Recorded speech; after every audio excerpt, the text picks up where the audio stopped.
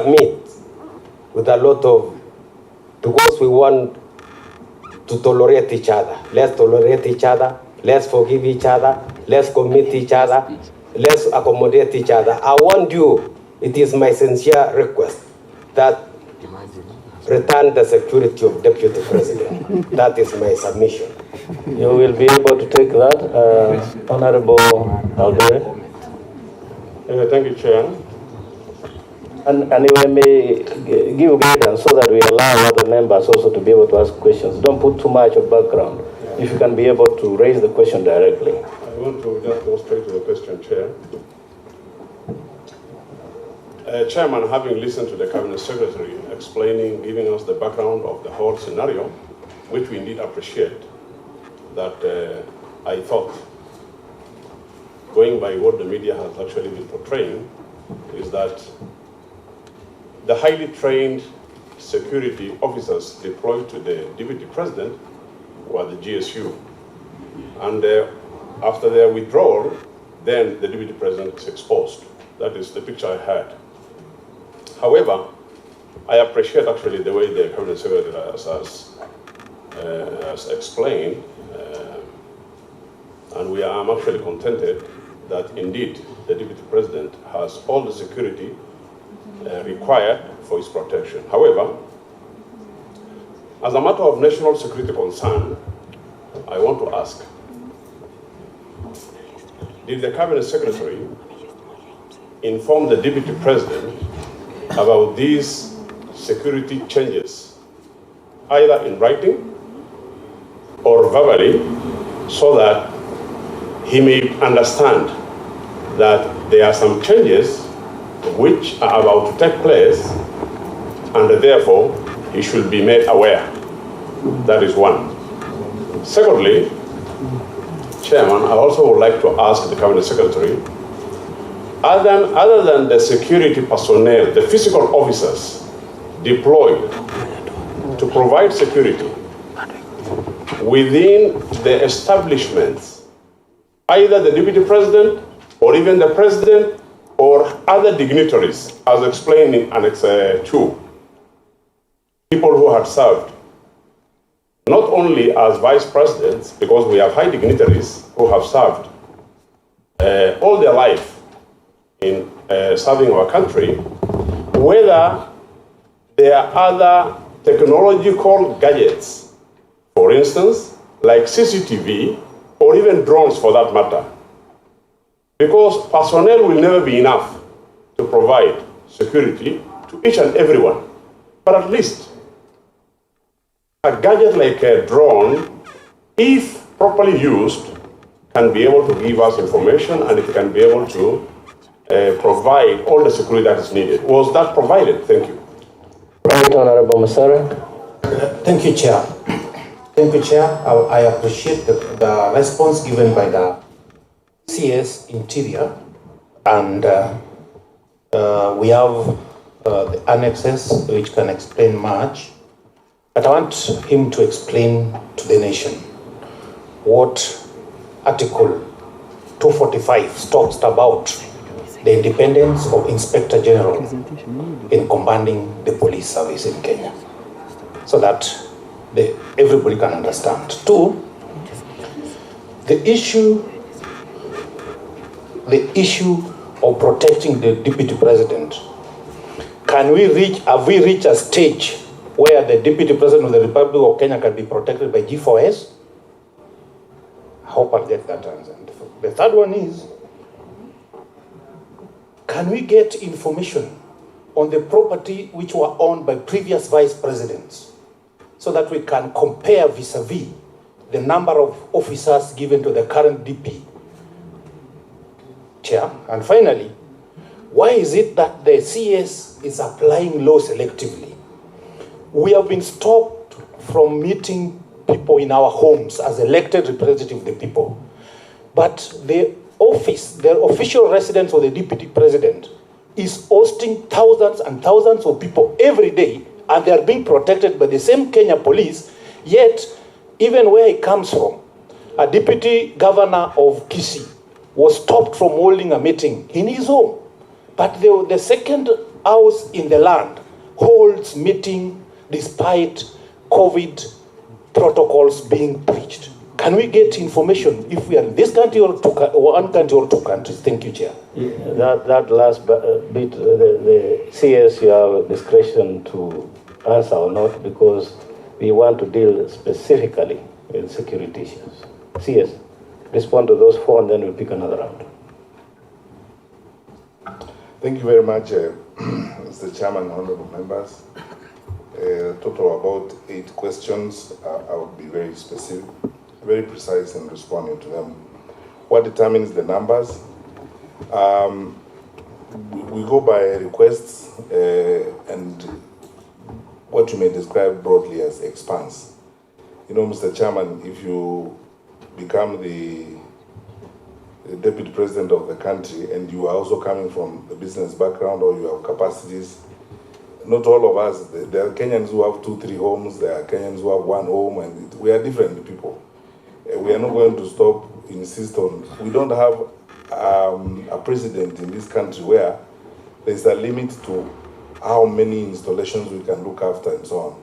Plus, you see, my colleagues and I in the security sector live in this fear all the time that should anything happen to a senior leader in government, like the deputy president, do not only embarrass the country and subject all of us to ridicule, it will be difficult to explain to the people of Kenya.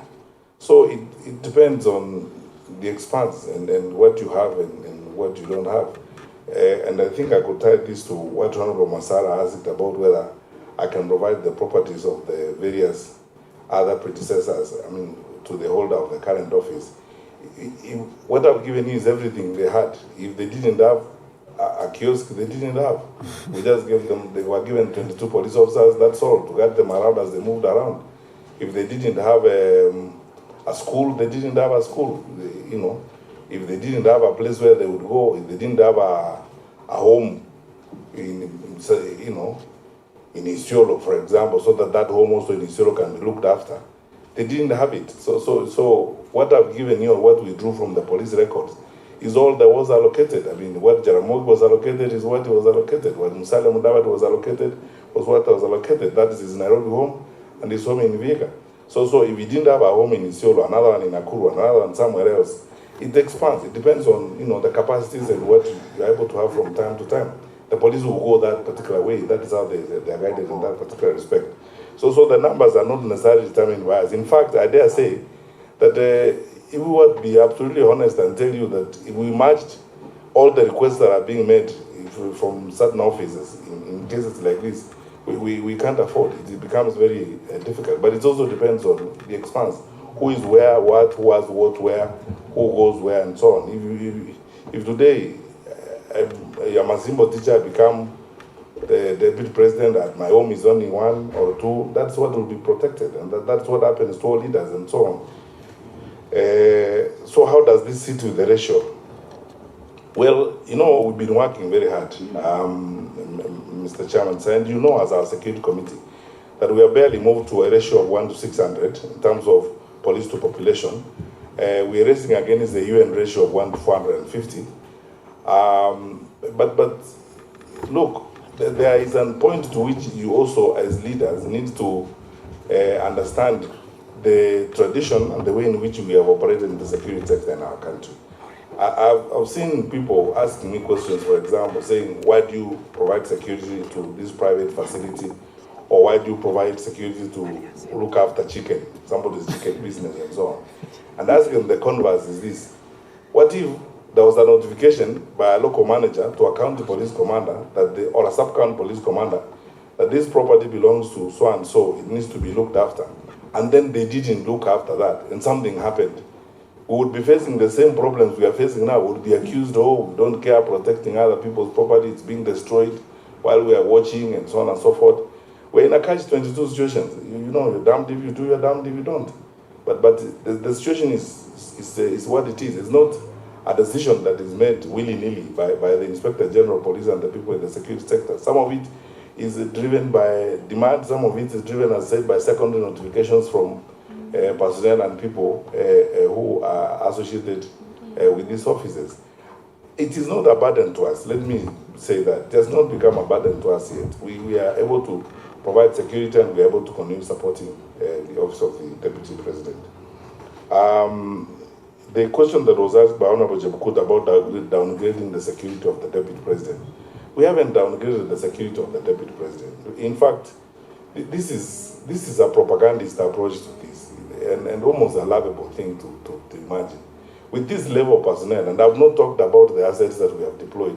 If you knew the assets that we have deployed in providing, you cannot talk about downgrading the security of the Deputy President. The rearrangement is an action that was done by the Inspector General. As I said, I won't explain the details of it in an open meeting like this. But it's not whimsical. It's considered, in order. The Inspector General takes decisions after so many considerations, as it were.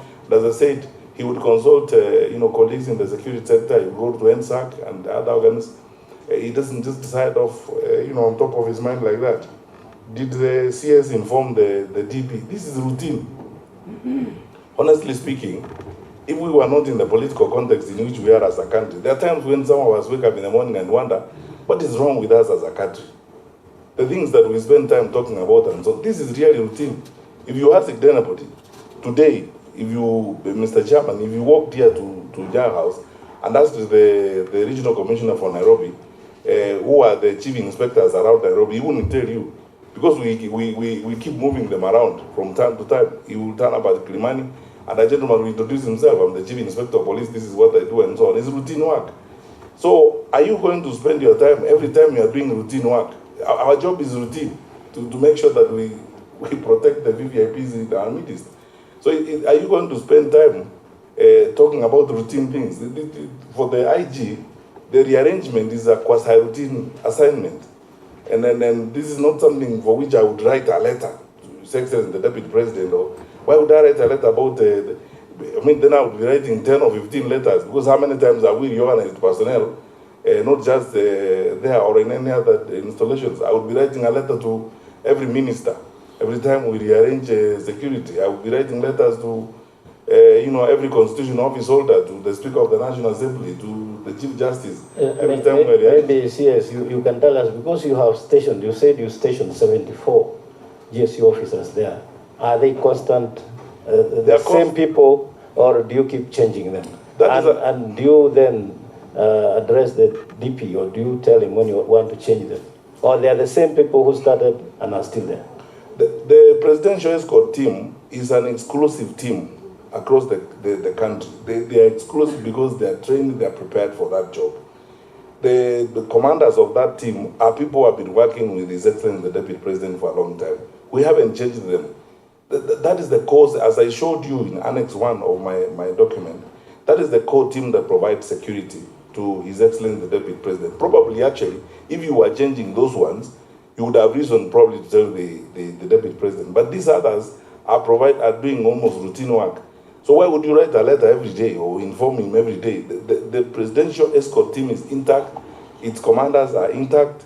They are the same people who have been working with him. They are there. He has not expressed any concern about any one of them. And they have been working with him all along. He has not raised any issue. And if he did, he would probably raise it with the Inspector General who's here, and the Inspector General has not informed me of any of that kind. But these others, like Layer 2, Layer 3, and so on, you can't be communicating on work that is supposed to be done by office holders like the Inspector General. They're basically doing their work. That's why some of us are actually wondering why the hulabaloo when we are doing the rearrangement that we are doing, or the Inspector General is doing the rearrangement that is doing. Have we deployed other technology to support the office of the Deputy President? Mr. Chairman, I ask the indulgence of the committee. My colleagues here, the heads of the agencies, will not allow me to discuss operational issues and the difficult issue. All I can say here is that we have sufficient assets, and actually, because of the budget that you have given us consistently, our acquisitions have kept going up year in, year out, and we have acquired sufficient assets to protect our leaders. There is none of them who is in any particular danger. And of course, the Deputy President of the country is not in any danger at all. We have sufficient assets, we have sufficient personnel, we are fine, and we are protecting him without a problem. I would not like to go to operational issues and address those kinds of. The independence of the Office of the Inspector General, that is why sometimes we ask the question, do we actually respect this independence? When the Inspector General takes discretion, because of information he has, makes presentations and raises issues and talks with us and so on and so forth, and then every so often we come back to excoriate him, to Mr. Chairman, as our leader in security, you know this. And all of you members of parliament who belong to this committee, you know the number of decisions that the IG makes on a 24-hour cycle is incredible. We can't second guess them. They make these decisions independently, but of course they consult with the other organs of the security environment.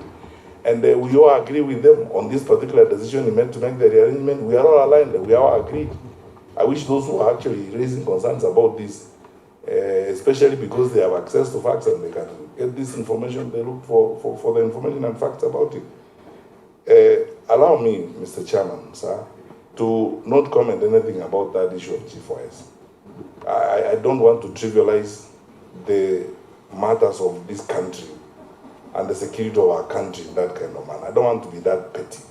I mean, we are a serious country. We are respected around the world. We are a serious government elected by the people of Kenya, given serious responsibilities. I would not like to comment and to be so flippant as to comment on things like those about G4S and so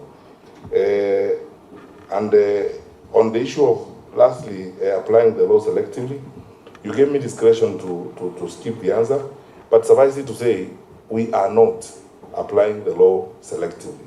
Sometimes it boils down to people also taking moral responsibilities as national leaders. Because it gets to that point. The lives of the people we lead is also a matter of your moral responsibility as a leader. Thank you, sir. We will pick the second round. I'll pick Honorable Nimrod, Honorable Kingangi, and Honorable Ambogo. Chair, before you go, a very important question of mine has not been sufficiently answered. Which is it? Article 245. In regard to what? The independent of the Inspector of General in managing the way it has been answered is not coming out clearly. He has done. I thought he did. I was listening so carefully. He answered and he said that's an independent office. So in short, unless Honorable CS, you want to put in 2 words so that we also make progress. The other members also want to ask some questions. Yes, Chair. But let him go. Let him have a go at it again. You know, Mr. Chairman, it's a raging debate that has been existing in this country for a very long time. When people talk about independent offices, you're independent from what? Because you see, government is organic in its nature. The Inspector General exercises independence of command. In other words, in terms of deployment and making decisions on what he needs to do and how he executes his duties and so on. But that does not mean that the Inspector General does not work in an ecosystem of constant consultation. We have succeeded so far, and you should know as a security committee in Parliament, our war against terrorism in this country has been much more successful because of our multi-agents approach. We sit together, all of us, share intelligence and work together. That does not undermine the independence of the Office of the Inspector General. It doesn't undermine the independence of the Office of the CTF. In other words, in exercising his powers as the Inspector General of our country, Mr. Matiangi has taken a decision, run it by all of us, which we are happy with and we are all aligned, and the reasons for which he took the decision are sound and clear, and we accept them, and we support what he has done, especially because we know it does not introduce any gaps or has exposed anyone to danger. So no one has infringed on the powers of the Office of the Inspector General. The Inspector General has not abused his powers. We have continued to work very well. I am satisfied with what he has done, and I have not forced him to make that decision. No one has forced him to make the decision, but he has been responsible enough to consult with us and share the information he has with us, and we agree with him. Thank you, sir. Honorable Nimrod. Thank you, Chair. First, allow me to start by conveying my confidence with the heads of our security services. That is the DCI, the 2 DIGs and the IG, on their training, on their capacity to do strategy and also command of our security organs. Mr. Chair, I have very straight and specific questions. My first question goes to, on Annex 1, Mr. CS, you said you never touched nothing on cordon 1, or the inner circle has been touched. But the second circle, that is the second cordon, was touched. There is some interest in 3 residents of the deputy president. And within the 3 residents of the deputy president, I think the one in Karen, which also doubles as his office, and another one in Isgoi, and I think it's Nakuru Endoret. That one is where the second cordon, we have GSU officers who are undertaking the guarding services of those residences. The GSU officers were interchanged with administration police service officers. There is also, apart from the interchanging, there is also the aspect that there were reduction in numbers. It was not 1 for 1, as in you remove 30 GSU officers and bring 8 administration police officers. So I would want clarity on that. Did we remove GSU officers doing the second circle within these 3 homes of the deputy president and interchange them with the administration police service officers? And in that, if that happened, in the course of it, did we reduce the numbers of the personnel, of the numbers of the officers? Number 2, how is the command in terms of, we are talking of, especially because the first layer and the second layer, these are people who are always with the deputy president. And at some point, they will find themselves at the same place. Let's talk of the current home. The people guarding the general areas and the presidential escort unit. These are all armed officers, are all officers under the IG, no matter where they're coming from. How is the command at that time? Who is in charge? As in now, we have administration police officers guarding the gates and the general areas. Then we have the commissioner of police. Then we have the presidential escort commander. Somebody somewhere, one of the officers has to be in charge of, at a certain point. We can't just have everybody in charge, 3 commanders from 3 different units taking charge of the same residence at a particular time. So who is in charge at that time? Mr. Chair, we are... Last one, because there are many interests, please. Mr. Chair, is better we take the... is in respect to what Honorable Chipugut has quoted on the Constitution, the duties of the President and what the President does to this country. In the same Constitution, in case there is absence in the offices of the President, the person we are discussing with the Deputy President is the person who will take charge immediately. So, actually, this is like a spare President, and it's not an office that you can discuss anyhow. Chair, let me go by your instructions. My last concern. Order, let him finish. Which is a concern, actually. Answer, which need not to go. Order, I'll give you order. Just finish. Move to finish. Yeah, Masara Tuliza Bole. My third issue, let me leave one of the questions and go for a concern. I believe the action taken has, in a way, opened up our security agencies to unnecessary scrutiny. As in, there were no discussions before this action as to who is superior between the GSU and the APs. And now, the removal of the GSU and the bringing of the APs is the one which causing the aspect that there is some downgrading, that the security has been downgraded because the GSUs were superior to the APs. I think, Mr. Chair, that is something which should be addressed, and especially by the IG. It can't go out to the public there, because it means the other Kenyans who are being guarded by the APs out there, they are not as secure as they would be if they were being guarded by the GSU.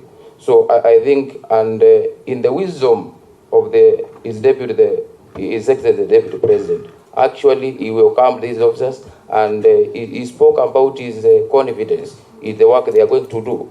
And it was very clear in the media and in the public domain that he was comfortable with the APs who had been brought to his residence.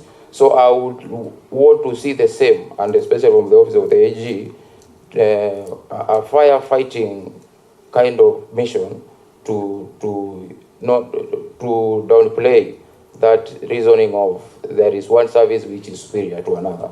Thank you. Yes, just 1 minute. Yeah, Chair, this is a house of records. In our constitution, there's nowhere written that we have a spare president. So I want on my to withdraw that statement because it is nowhere. In our constitution, there's no spare president. Indeed, Honorable Mbai, did you refer to the deputy president, His Excellency, as a spare president? I never did, Chair. Yeah, so if in case he did, then I order that we expunge that from the records. Honorable Kingangi. Thank you very much, Honorable Masa. Thank you, Mr. Chair. Let me start by appreciating the security team. I have a lot of confidence in Kenya's security apparatus, their professionalism, and the organization. Having said that, I think there's a question that the chairman alluded to, and other members have also asked. And it is a bigger question of the topic right now. The reason why. Why did the change have to be done? Why now? And given the fact that the service standing orders and even the Act give the GSU the responsibility for State House and state lodges. Unless one is arguing that the state lodges are somewhat superior to the official residence of the Deputy President, then even the question of downgrading can be argued that there was a downgrade. Because if a state lodge which is visited even rarely, sometimes not visited even once a year, is being guarded by GSU, then one could even argue that it is a downgrade. Secondly, the strength of a security force is not the strength of the person standing at the post. It is the strength of the chain of command, it is the strength of the depth, the backup, as we would call it. For instance, the G company that guards the State House is backed up by a Reiki company, which has got sufficient equipment, training, and it is configured as to enable that force to intervene if the need be, to be able to do whatever is necessary depending on the circumstances. So if you bring the SGB to the equation, then what becomes of the chain of command? What becomes of the backup plan? How does it work? So the question why it was done, I think it's still pertinent, and I think it's a big question in the minds of the public. Finally, I don't want to dwell into this. I think as much as we talk about the inner security layer and the outer layer, it has been tradition, and it is also captured in the Act and the standing orders that the GSU does protect.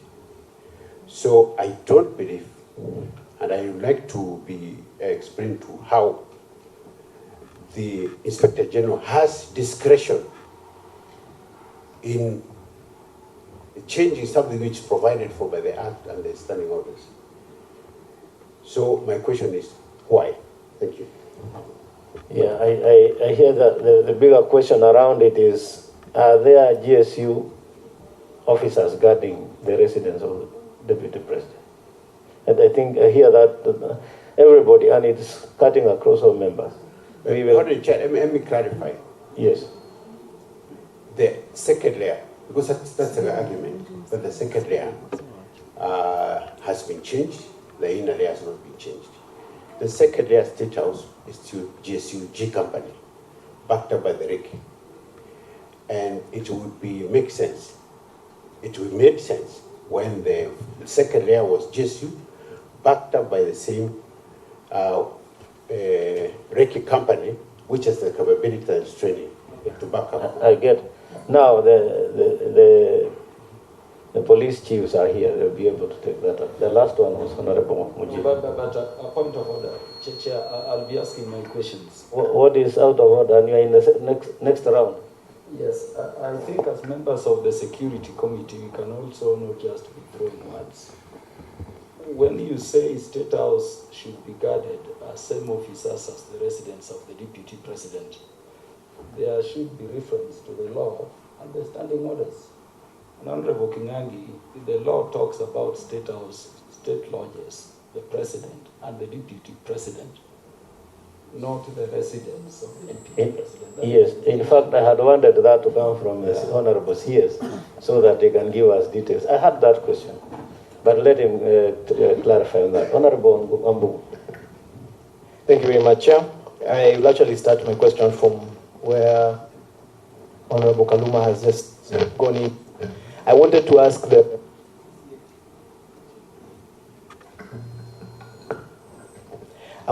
CS to clarify for us, according to the law. We have seen the act, we have seen it being shared very widely. I have heard my colleague Honorable Kinani suggest that the Deputy President's residence should be above State Lodge. That's where I just understood him to be suggesting right now. But the law is very clear. We have the President as a person, the Deputy President as a person, State Houses and State Lodges being guarded by GSU. What I now wanted to understand, what is the definition of the Deputy President's residence according to the law? Is it categorized into something that then becomes part of what is in the law to be guarded? That's my first question. My second question goes towards timing. We live in this country, all of us, and I'm sure you are very alive to the fact of the politics.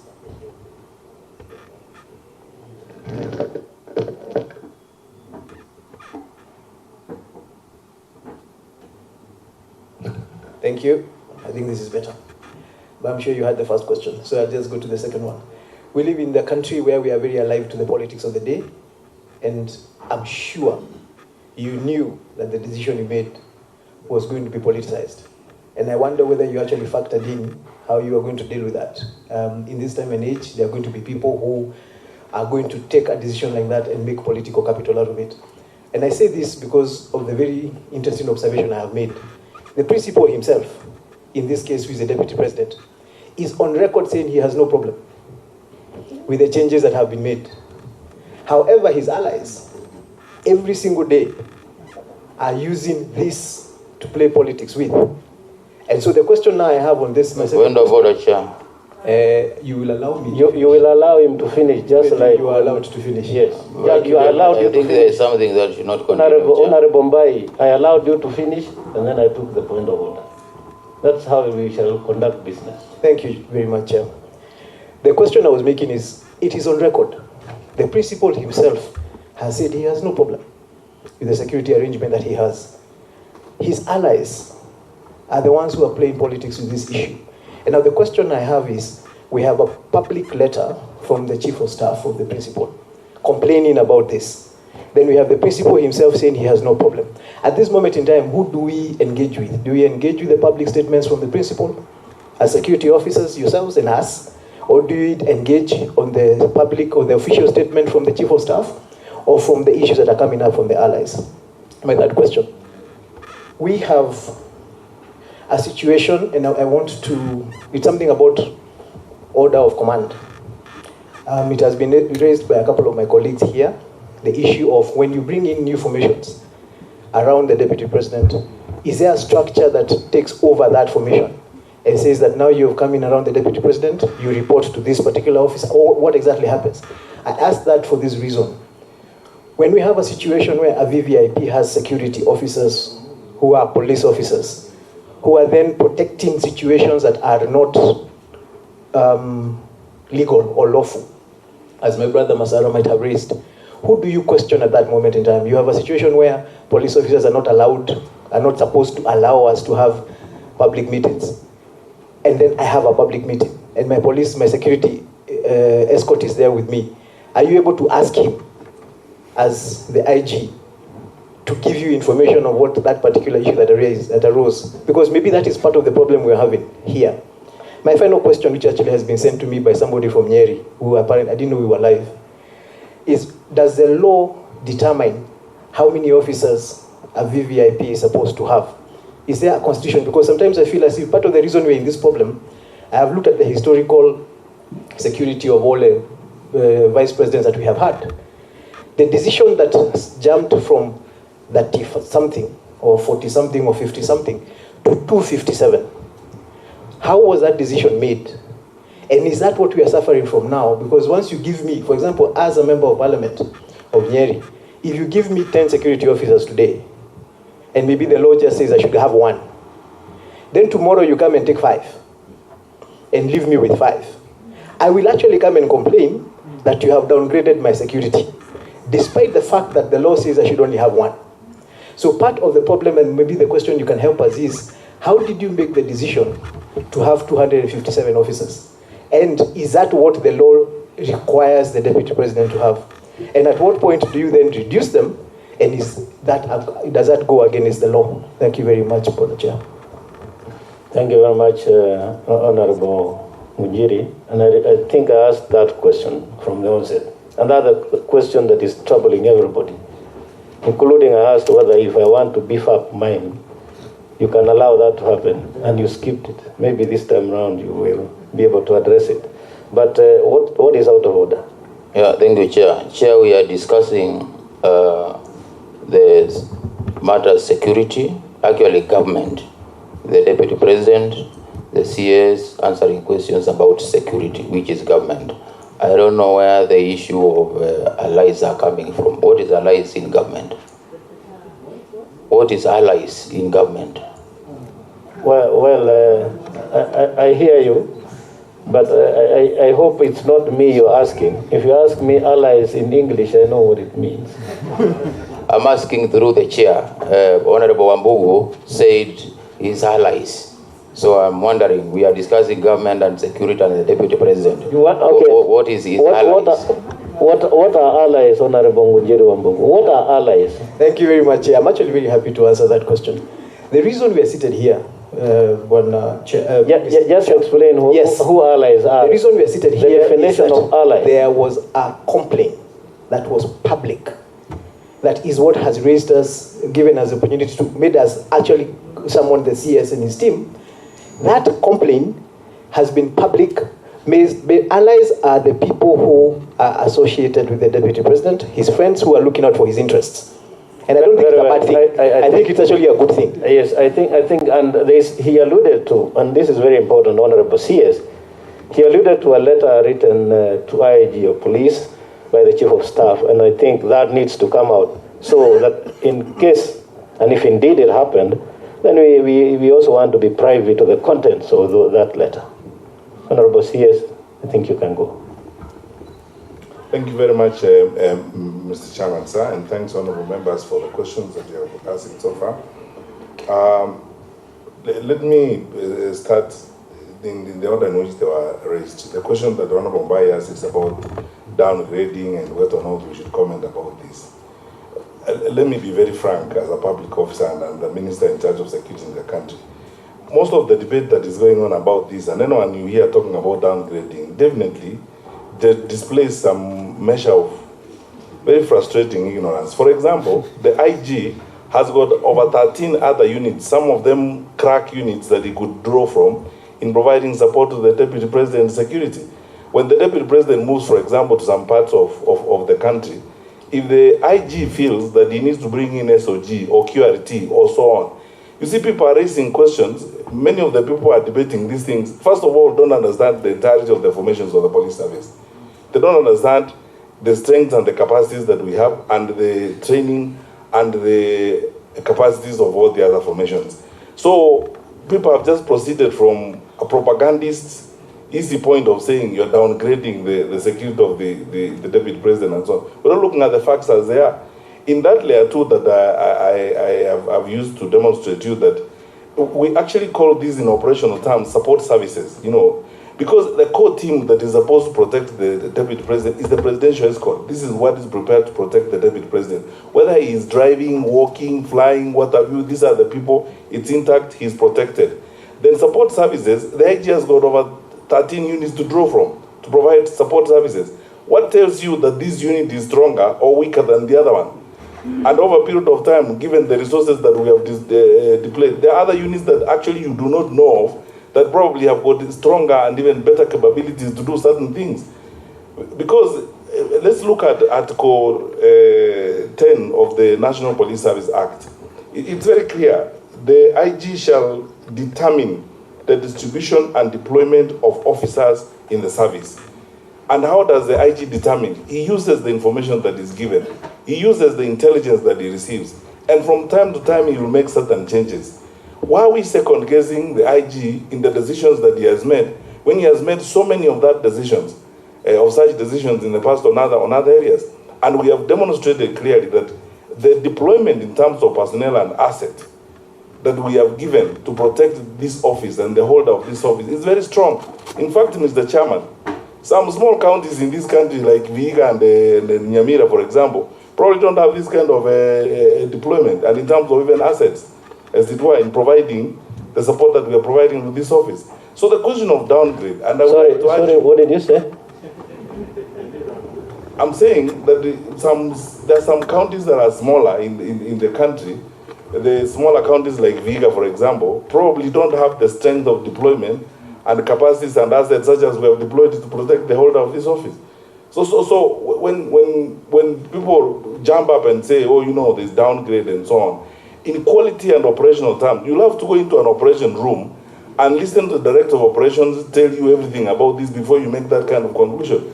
I want to state here again categorically, for the record, there has not been any downgrade of the security of the deputy president, period. So these banding words around really, honestly, is not fair. Why was this done? I explained to Mr. Chairman. I am willing to discuss that, but I can't discuss it in an open meeting. Because that is tantamount to sharing the notes of the National Security Council or the Minister of the Council in an open meeting like this, and I have no clearance to do that.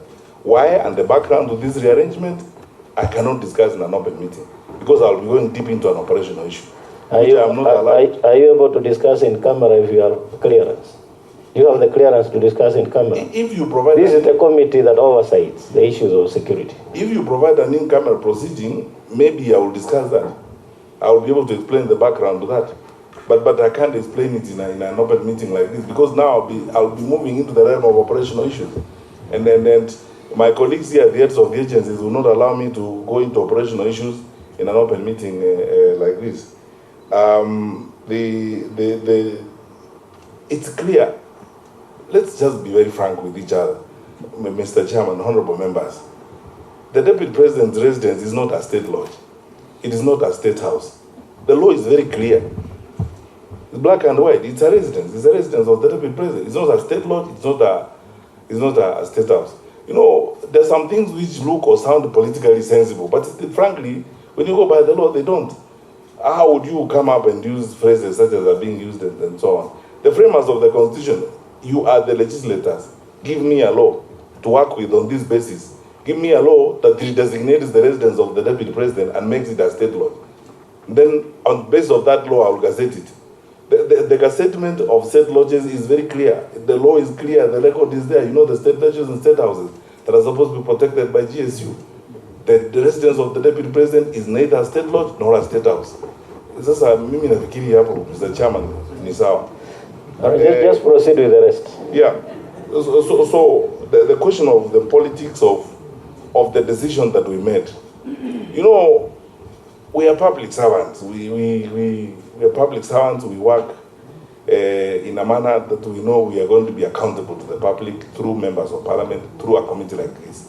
When we take decisions, we don't wake up in the morning and look at the weather and look at this. We make a decision that we believe is right to make at a particular time. We know that there are certain times where some political practice comes with some sympathy addiction. You know, the sympathy addicts who look for sympathy over anything.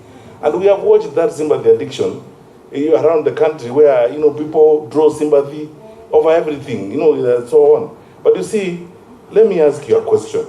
As people who expect these wonderful, good people seated on my left here to provide security for you, how would you operate in an environment where they wake up in the morning and check the political temperature, the weather before they make decisions? We believe in making right decisions. And the decisions that are right and necessary will be made, regardless of the time they are made. And as I keep saying, we in the security sector, we don't do this work to be popular. We would rather be right than popular. We want to do what is good for the country, what is good for the officers that we have been given to look after. If I had an opportunity and explained to you, and Mr. Chairman went into details about how this decision was reached at, you will be very happy with us, because you will know that we have made very serious considerations. And this Inspector General, this gentleman seated to my left here, is a very considerate and very responsible public servant. So to cast aspersions and say, oh, you know, why was this done and so on, this is not a whimsical decision. It was a culmination. It was made after several considerations have been had. But as I say, I can't discuss those considerations in an open meeting unless, you know, you have an in-camera session at which I can discuss that, and I will share with you to an extent about that. The question of responsibility to police officers. You know, Mr. Chairman, this gives me an opportunity to respond to something that everybody asks me all the time. When public officers, for example, when members of you know, government go to court and they are charged, for example, with murder or with very serious crimes, why does the Inspector General withdraw police officers from them? He do that because you don't want to put officers in conflict. Because you cannot get officers and tell them to go and commit a crime or to accompany you to commit a crime, as it were. I understand and I hear you, honorable members, when you are saying if we are breaking the law, we are breaking COVID regulations, and we are in the company of police officers, what are we supposed to do? We all start, first of all, with the fundamental good faith in all of us. And as I said earlier, there must come a time in the positions that we hold when some of the actions we take are driven by our own moral positions. So if those leaders, some of them senior in society, feel that what they are doing is the correct thing, of course, it's for the public to judge. But we have kept pushing our police officers, and I am aware, because the Inspector General has told me, that he remains in constant communication with senior police officers in the command of those who guard such VIP officers to ensure that they also assist in ensuring that the law and order is maintained. We hope that this situation will improve, but I can hear the concern that the honorable members have, and will continue to work at it. Is there alone the number of deployment? There is no law. I'll be very happy if you enacted one. Maybe if you actually enacted one and said, for every holder of an office, you'll be entitled up to X, it will be very happy. I mean, we will all be very happy, and I'm sure that the gentleman to my left will be very happy, because it will make the work much easier, as it were. But now, as it is, I gave you this example, Mr. Chairman. If today, for example, the holder of that office requested that I have a butchery in Rongai, and I need the butchery to be guarded, and you refused to guard the butchery, then the butchery was attacked tomorrow. I mean, if we are insulted now, look at how we are being excoriated for just a routine reorganization of security. Can you imagine what would happen to us if that happened? So when a request comes, we accede to it. And then we keep moving forward. And all these wonderful men in the police service are doing so in good faith. And the question here then was, up to what extent will you keep on acceding to requests? Up to which number will you then stop? Because as much as you're answering the others, you will now open this line for us to be able to ask for extra police officers or security officers, for that matter. Well, please enact a law. I think let's end the debate there. If you enacted a law, that brought about limits, that brought about, talked about numbers, and then we can be able to solve that problem once and for all. The letter from the Chief of Staff that was written to the IG and to the Inspector General, to the Head of Public Service, and copied to our PS, Dr. Kibicho. You know, the less I said about these things, the better. To be very honest with you, because of one thing. You can notice how, in some cases, Mr. Chairman, to be very frank with you, if we are not careful as a country, we are sinking to new laws. Where in this world, just tell me, Mr. Chairman, where in this world would a holder of an office of Chief of Staff in a senior office like that write a letter and put it in social media before it even reaches the Inspector General of Police? Where? And then so on. You know, this issue has been characterized by some very juvenile activism, petty propagandism, and so on. And then the facts are lost in that process. And then we don't want, because we are respectful of the institutions that we work, we don't want to go that direction. And we are not going to respond to those kinds of antics. We will do the work that we have been asked to do. That's why you have noticed that there hasn't been any correspondence from any one of us, including our Inspector General of Police. Because there are some institutions, if you subject them to disrepute, you erode the institutional respectability of your country, as it were. You end up vulgarizing the authority and legitimacy of those offices. Because the ideal situation is that if you are a Chief of Staff in an office like that and you have a challenge, you go to your charge. Your charge is the Head of Public Service. You don't even write to him. You pick up the phone because you have an extension to him, and you ask the Head of Public Service for a cup of coffee, and you discuss those things internally. This new wave where everything is written and sent to social media, this propaganda is attitude. We have a responsibility, Mr. Chairman, and I want to undertake to you as a public servant. We have institutions, we inherited these institutions, and we have a duty to hand over institutions to the next generations that are intact with the respect that they deserve. The respectability of security sector institutions is not going to be vulgarized and dragged through the mud because of sympathy addiction and all that kind of thing. Thank you, sir.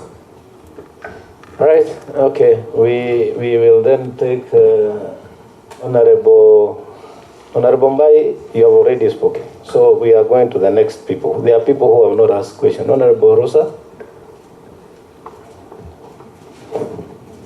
Honorable Kaunya.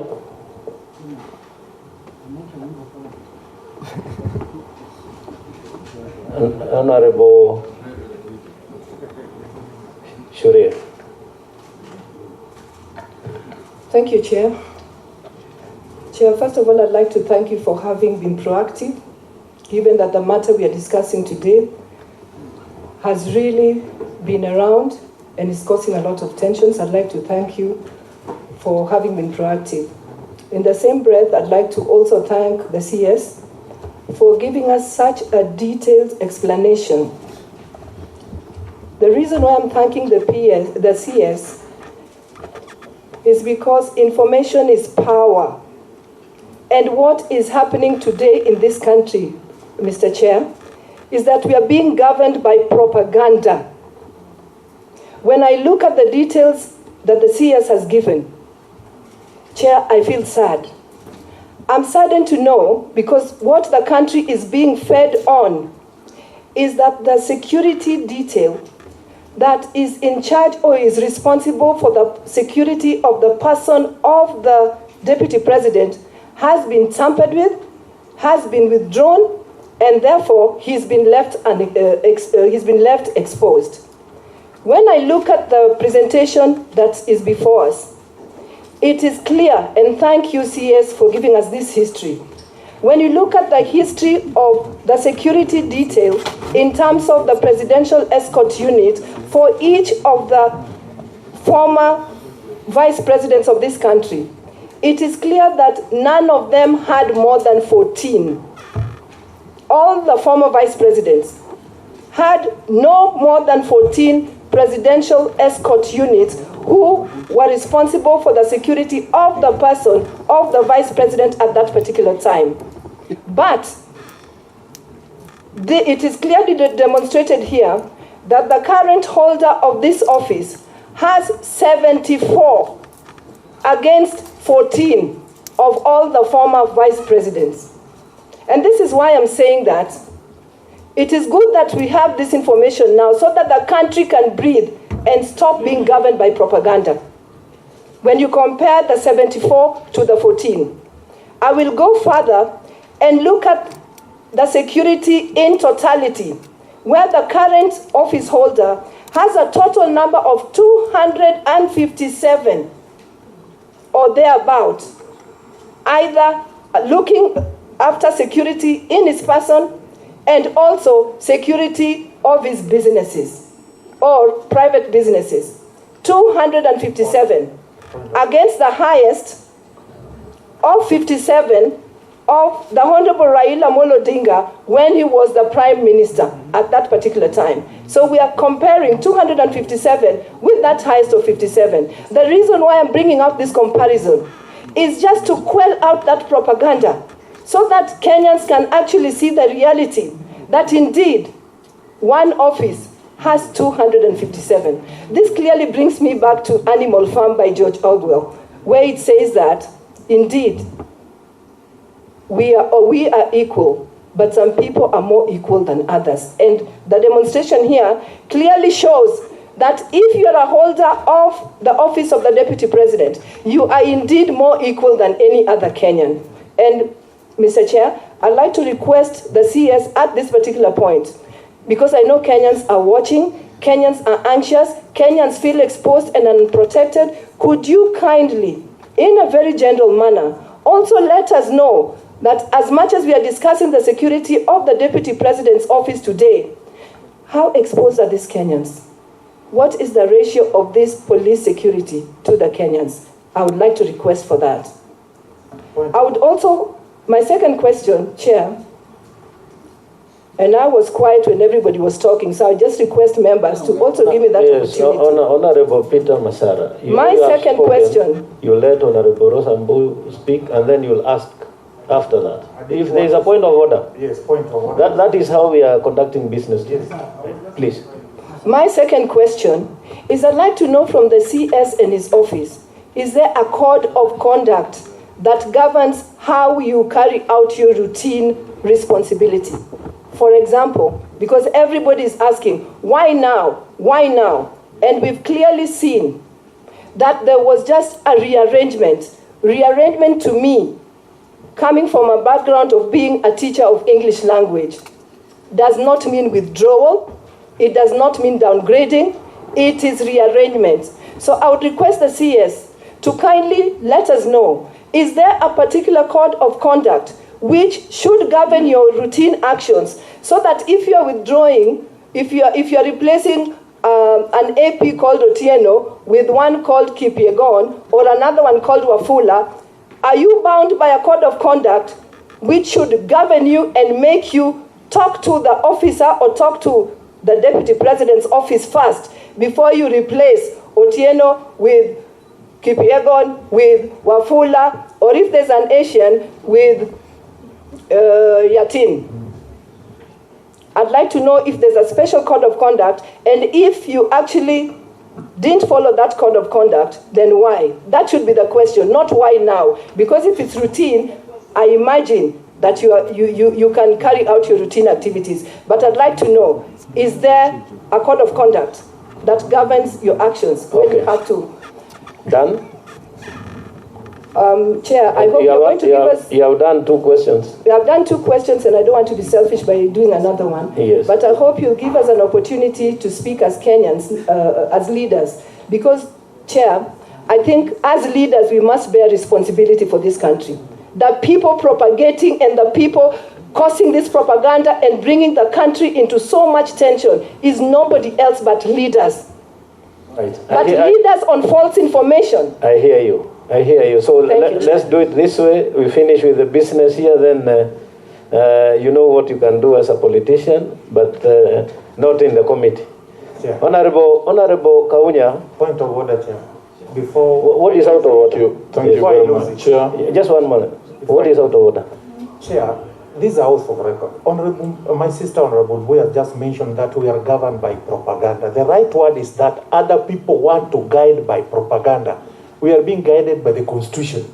The government is governing this country by Constitution. But those who want to take over using propaganda. No, let us stop that debate. Chair, but what I said is, seemingly, yes. what the current You are a is going teacher on now, of English. it's like. Yes, I heard you. And Chair, a teacher of English cannot make silly mistakes like that. I heard you. So if there was a mistake, it will be corrected. Honorable Kaunya. Thank you very much. Honorable Kaunya. Thank you very much, Chairman, for giving me this opportunity. Chairman, I have two questions. Chairman, speaking with a background of having undertaken training for some of these officers that provide VVIP training and the critical infrastructure and vital installation protection. Chairman, last year, 2018, His Excellency the President, Uhuru Kenyatta, launched a police reform program that was meant to harmonize the command and control of officers in the field. And this, I believe, was implemented. And my question is, Chairman, my question to our CS is if indeed these reforms took place, and in these reforms, Chairman, you'd recall that under the Constitution, the National Police Service is comprised of two units, the KPS and the APS. The distinctive roles were clearly specified in this arrangement of the reform, where the APS under DIG APS was to undertake that protection, critical infrastructure, the border, our borders under the border patrol units, and of course the protection of the VVIPs fell under that unit.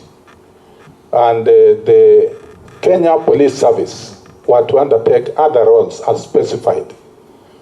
And these roles, I believe, if it was implemented, and I think that's a question I want to ask the CS, then the question of all these rearrangements is actually, Chairman, misplaced, because the units that are supposed, and they have been trained very well on protection of very important people, VVIPs and VIPs, are the General Service Unit and the APS. And Chairman, you recall just a week, 2 weeks ago, Chairman, we were at Kanyonya, Chairman, you'll recall, where we have the Border Patrol Unit and the training. You witnessed the kind of training of the QRT, for example, the Quick Response Unit. Is one of the most well-trained units that actually is supposed to be guarding the president. Now, based on that reorganization, CS, if you can clarify, even for the public, it would really help everybody to understand that aspect. The second question, I believe that our police officers are well professionally trained and they are doing a good job. Of course, they need to be funded in those areas of shortcoming. But, Chairman, there is something that needs to be clarified by the CS. Whether there is a gap in law in terms of the numbers we deploy, more particularly, Chairman, I want to give an example. In America, when Donald Trump was elected to be president, he resigned from all the companies he was guarding. I think there's something not very, very clear about what the CS brought out, that requests for guarding of even a butchery. I think this question has a gap, and I think the CS, if you can clarify, then, Chairman, I would propose as a committee, we come up with amendments to make sure some of those gaps are fixed. Thank you, Chair. Thank you, thank you. I thought you would start by saying you were previous commandant of which college? Chairman, I was commandant of the AP Training College at Embakasi, and some of these officers who have been deployed to guard the deputy president are some of the most well-trained internationally, not local training. They are trained internationally. Okay, thank you. So, and I'm very have the confidence that they have what it takes to do the job. Thank you. Honorable Shuri. Thank you, Chair. I have two questions for the CS. There was this famous gentleman by the name Kenny. Could he tell the committee, was this gentleman a GSU officer who worked at the DP's office? Was he a GSU officer or an administration police officer? Question number two. Tongi.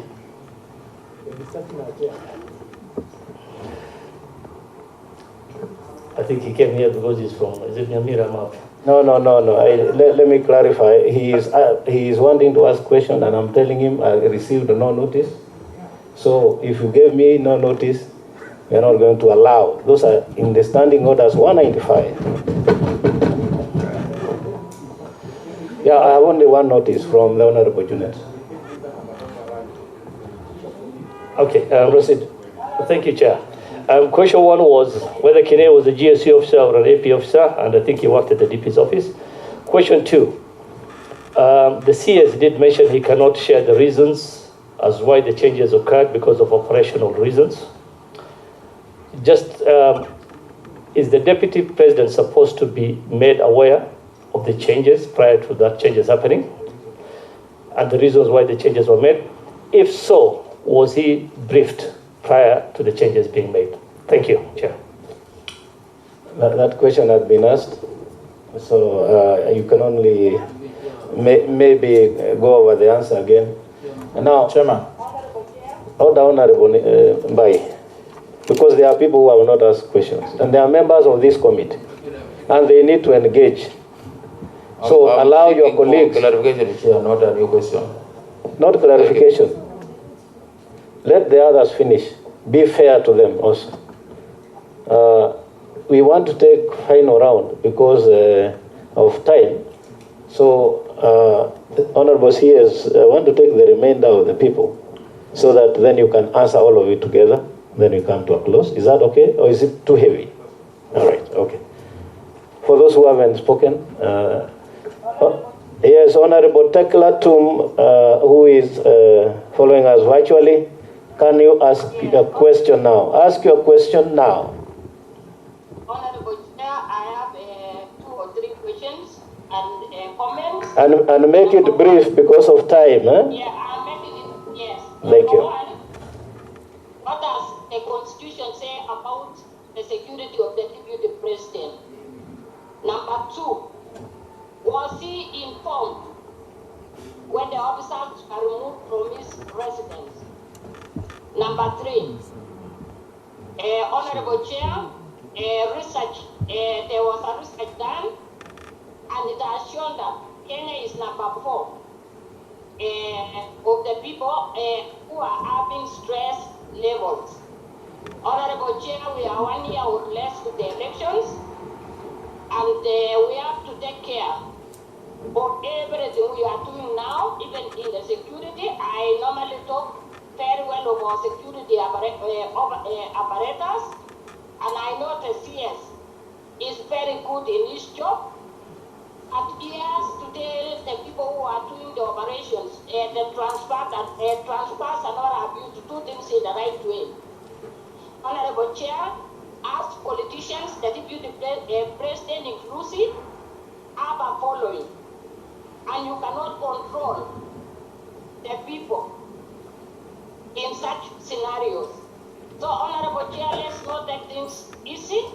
It is not as easy as that. as members of the security, want the security of all Kenyans and the top leadership inclusive. That is my contribution, Honorable Chair.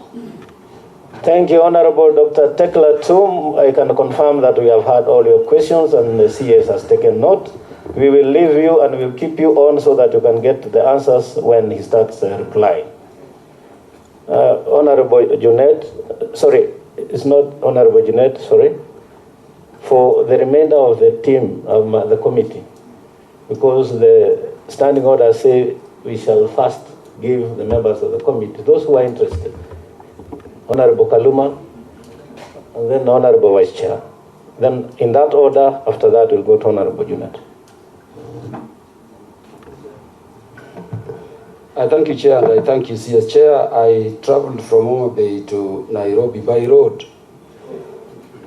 last night. In fact, I arrived here, Chair, you remember.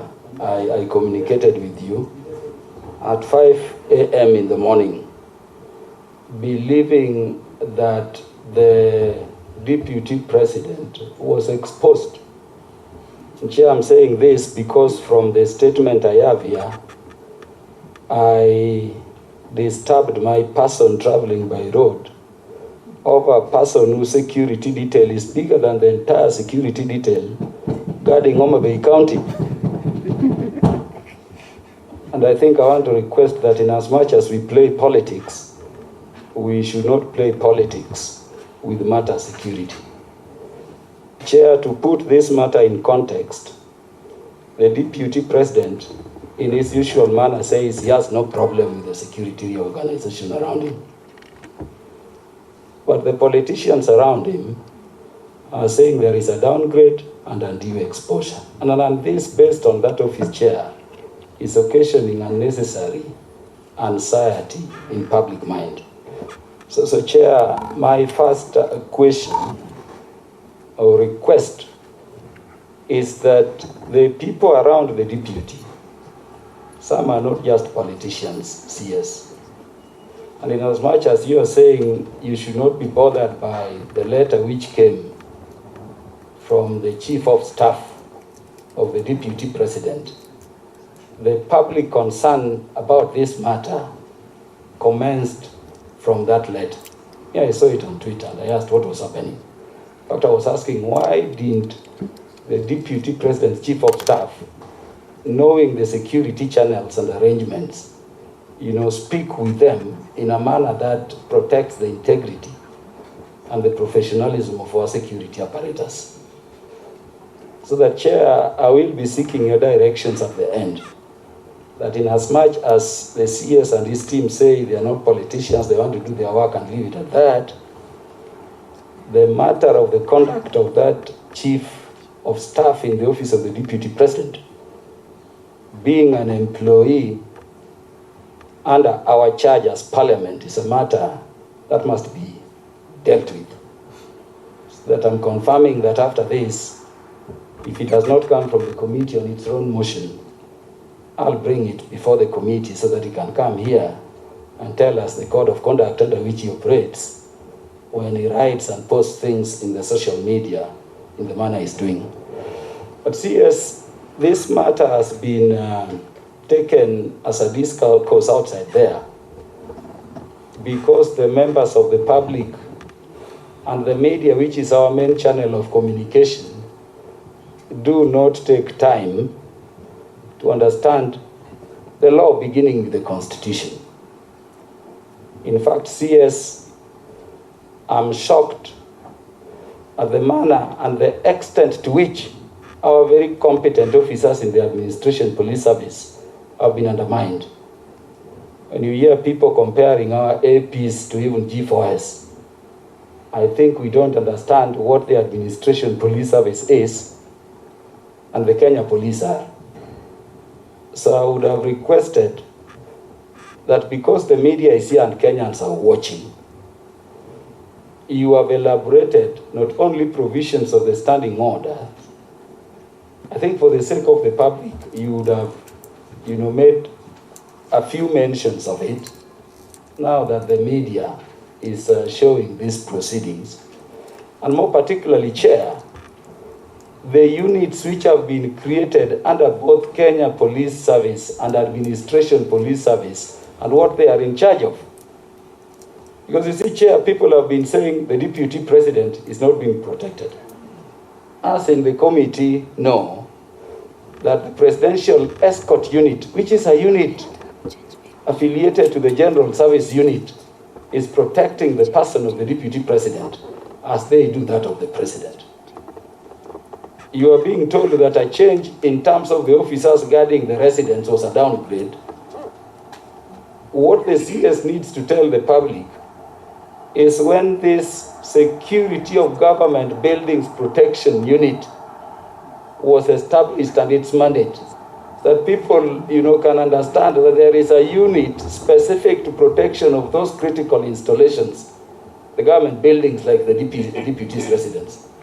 Lastly, CS, if you look at the statement at page 2, you are clarifying who the GSU guards at paragraph 9. It's the president, the deputy president, the state houses and state lodges. So that the forum of this committee, which is the link of the security apparatus with parliament, Chair, should be utilized by the CS to tell Kenyans that if anybody who wants the residents of the deputy president to be included in this category, and what they should be proposing is the inclusion. But before the inclusion, really, you cannot obligate the IG to install GSU to guard a residence not mentioned as a residence is obligated to take care of. So I would request, Chair, that the CS makes a bit of these mentions for clarity because we are live. Mention the various units. I imagine, Chair, that even the Border Patrol unit, the anti-stock theft unit, even this GSU, clarify to Kenyans whether they are under Kenya Police or Administration Police so that people can understand these things. And to me, that would be good in terms of explaining. And what are these units and their formations and their roles? But Chair, I regret we have taken too long playing politics of an office that is protected more than my county. And that is the aspect that saddens me. Honorable Vice Chair. Chair, let me also join the colleagues in thanking the CS for really telling us the truth and also telling the Kenyans the truth. Matter security, Chair, is something that you cannot compromise as the committee, as the members of this committee. And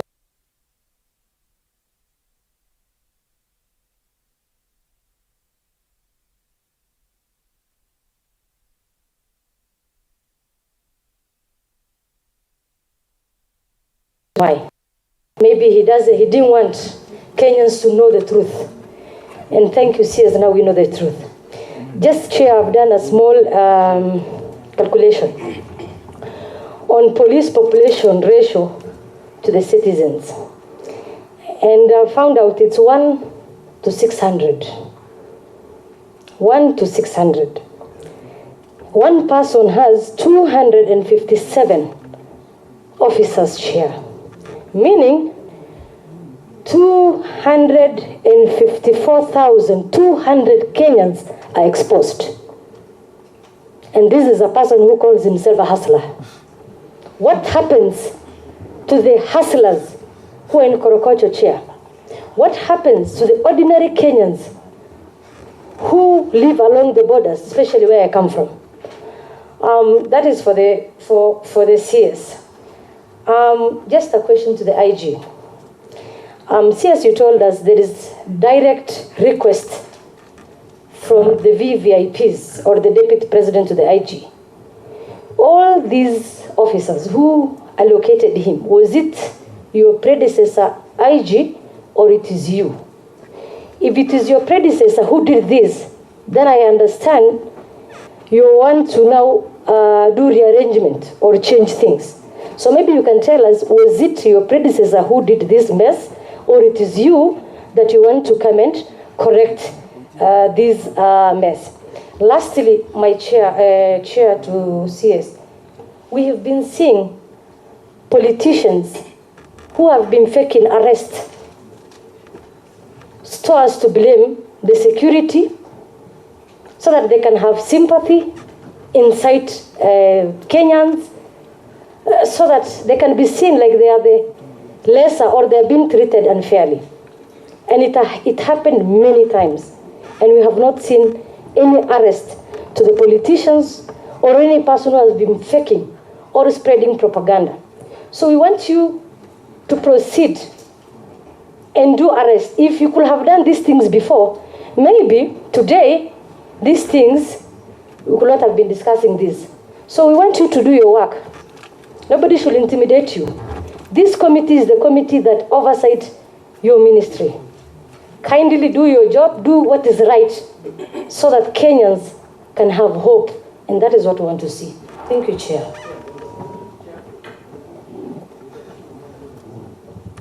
Which question was not answered? Chair, I've just... Your question? There's a question of mine that wasn't answered, that I would hope that he's going to answer. Which is?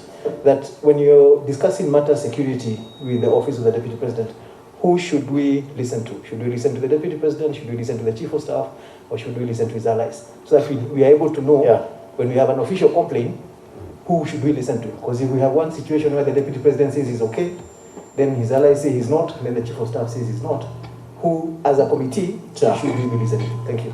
I think that's fairly straightforward. Honorable Jeanette. Chair, I was to get a clarification. Honorable Bai, just let me finish that round. I'll give you that clarification. But I hope it's not another question you're asking. All right. Okay. Chair, thank you, Chair. Chair, in accordance with the standing orders of Parliament, I wrote a letter to you yesterday requesting to attend the committee as a friend of the committee. And I want to thank you for accepting my request. That's what the standing order says, that you write to the chair of the committee. Initially, first I misunderstood. I wrote to the speaker, but I retrieved it. I wrote back to you. Having said, Chair, I have just one or two questions, Chair. First, Chair, according to the document provided by the Minister, and you see, Chair, government is run through traditions and precedents. And the previous traditions and precedents, Mr. Chair, have shown that the former holders of the office of the Vice President or Deputy President had very few numbers of policemen or women, 22, 24, 12. We're dealing with a case of 257 here, Mr. Speaker, Mr. Chair. 257, Chair. Chair, where I come from in my constituency, the last census, the population was 204,000 people. And the number of police officers who are there are not more than 70, 80 in my constituency. When I divided that by these 204, one police officer is guarding 3,300 people in a day. Especially the night is worse. One policeman is guarding in my constituency 3,300 people, Mr. Chair. And here we are discussing 257. My question actually is not about the law now, because we have all agreed there is no law that guides how to assign a policeman to VIPs. But it's a question of morality. I want to ask the minister in charge of security whether this is moral to give one person 257 and people in my constituency have only 80 police officers with a very junk old police vehicle, which you have to push at night when it wants to wake up. Secondly, Mr. Chair, I saw the minister the other time revamping the private sector security, the so-called private sector, G4S and other names. And why I thought he was revamping that private security so that they can guard private enterprises properly, so that they are regulated and private enterprises are safe. Now, when the minister and the IG are deploying policemen to private premises, what will the G4S do? What will these private farms do? Because that is their work. You have taken policemen to butcheries, to guard butcheries. Surely, what will these... We have over 100,000 employees in the private sector, in the private, these private security firms. What will those officers do if you're deploying to every hotel, every butchery, farm in Taita Taveta, 2,500 acres of land with cows? You're deploying policemen there, hotels, policemen, everywhere policemen. What will these private citizens, what will they guard? Mr. Speaker, Mr. Chair. So I want to ask him, how moral is that also? My question is based, laws are made to guide morality. Let's leave laws alone. Let's now go to the morals of our society. Whether it is moral to deploy a policeman to guard your private enterprises when we have over 100,000 Kenyans who are employed to do the kazi of private security. Lastly, Chair, it's very surprising that we have Kenyans who are not properly secured. Cattle wrestling in the Rift Valley, theft everywhere. And then you can deploy 257 security members to kuchunga shamba ya kuku, shamba ya samaki, nyumba ya mpango ya kando. Chair, I'm done. I don't want to ask another question. The minister must apologize to Kenyans, Mr. Speaker. Mr. Chair, why that happened? Honestly, he must apologize. Leave alone removing or deploying. He must tender an apology to Kenyans that it will not happen again. Thank you very much. What were you clarifying, Honorable Mbai? Thank you, Chair. The reason I've been very persistent is, Chair, I've served as an administrative police officer for 14 years. And it pains me when I see the deployment of administrative police officers being termed as a downgrade. It can't be. These are officers who are highly trained. My concern is, we know in their rearrangement, and especially the current president of the deputy president, GSU officers were moved and administrative police officers from actually the right unit, which is supposed to guard the deputy president's residence, were deployed. What never came out clear is about the numbers, because I asked how many GSU officers were moved and how many administration police officers from the SGB were deployed. Yeah, I remember, yes. Thank you. That is also straightforward, Honorable CS. I'll allow you then to have a go at the answers. Then the tail end, we will ask you to do the remarks after we have listened to the answers. And remember, there are questions that you have not tackled, like Honorable Mbugu's, that one from Honorable Mbai. You'll also, in the process, answer them. Chairman, I'm here. Thank you.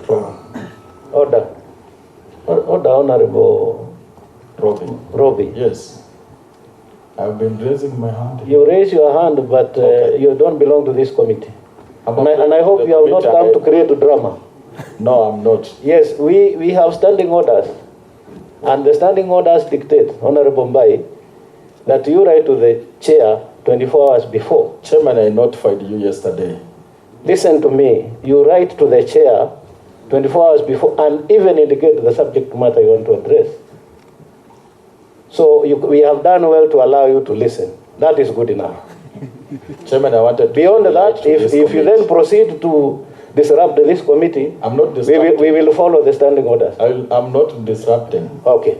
So you listen to what is going on. And allow me to take your call. This committee chair. Honorable Robbie, please. Honorable Robbie. Honorable Robbie, I'll read the standing orders now. You must be able. I notified you yesterday. Can you bring a copy of that letter? Do you have a letter? It's all right. You have a letter. You want to cause drama so that Kenyans can see? Drama, Chair. Yes, then bring the letter. I'm a stickler of processes. Okay. Honorable CS. Thank you, Mr. Chairman. Sir, I will do my best to go over all the questions. We try to take as meticulous notes to my peers and I so that we don't forget anything. Honorable Rosa, who you asked the question of the population, the police to population ratio, currently is 1 to 600. The UN standard is 1 to 450. We are working hard to get to at least to the UN level standards. The truth of the matter is this, honorable members, as you know, we didn't recruit for about 2 years because of budgetary issues, and because also we wanted to step up the equipment and acquisitions for our security sector so that we are at bar with some of the challenges that we are facing right now. Now that we have resumed again the recruitment, we will be working hard, subject to budget allowing, to ensure that we move fast enough to meeting the standards. And I know that you asked the question in the context of the deployment that we now have explained that we have done with the Office of the Deputy President. I understand, and I think this issue has come up again and again. We, Mr. Chairman and honorable members, we learn through experiences. Now all of us as a country are learning, because this is intertwined with a question that was asked by another member of parliament. I think it's Honorable Kaluma who said, what happens to, no, it's Honorable Ogu Kaunya who talked about businesses and public office.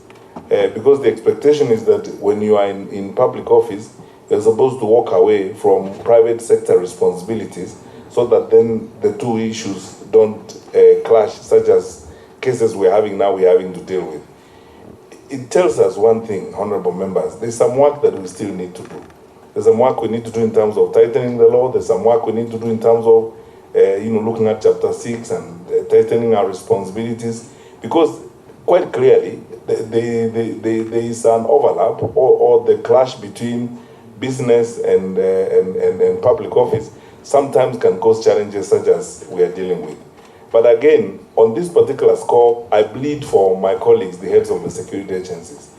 You know, if you are the Inspector General and you receive a request of this kind, it becomes very difficult to say no.